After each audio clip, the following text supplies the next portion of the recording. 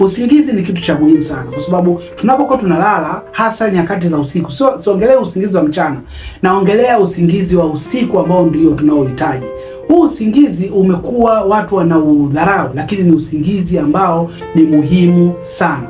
Leo nitakupa faida ya usingizi na muda gani wa kulala ambao utasaidia kwenye swala zima la mwili wako kutoa sumu.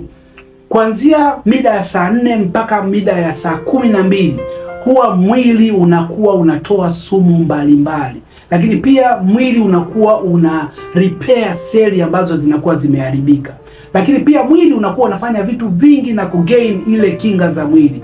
Lakini sasa mimi nitaongelea kwenye kipande kile cha kutoa sumu, kwa sababu sumu tunazokunywa, tunazovuta, tunazopata kila siku ni nyingi sana. Sasa wewe ambaye unakuwa unapuuza usingizi, sasa leo nakwambia hivi, kulala muda wa saa 5 mpaka muda wa saa 7 ni muda mzuri sana kwa ajili ya mwili wako kutoa sumu ulizoziingiza siku hiyo. Sasa mara nyingi kutokana na sababu ambazo sometimes zinakuwa hazina umuhimu wowote, inamkuta mtu anaangalia TV, mtu anaangalia movie, mtu labda hafanyi kitu chochote cha muhimu, lakini unamkuta yuko macho kipindi hicho. Ni kwamba muda huo alitakiwa alale ili sumu ziweze kutoka, ili mwili uweze kufanya kazi yake. Unapokuwa uko macho, mwili huo unashindwa kufanya vile vitu ambavyo vimekusudiwa kufanya.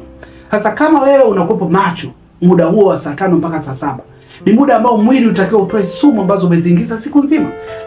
Lakini muda huo inakuta wewe uko barabarani, labda wewe ni kwa sababu ya kazi zako ni sawa, unarudi usiku sana, au labda kwa sababu wewe kazi yako ni kukesha, inabidi ukeshe.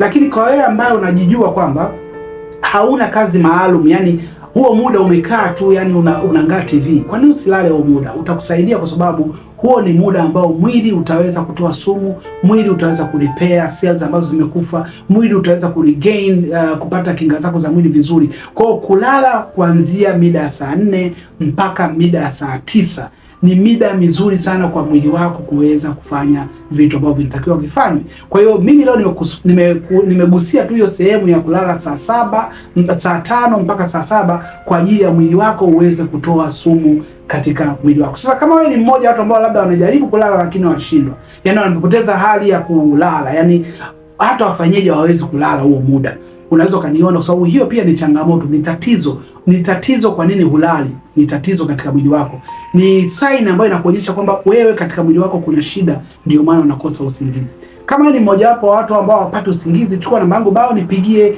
niweze kusaidia kutatua hiyo changamoto.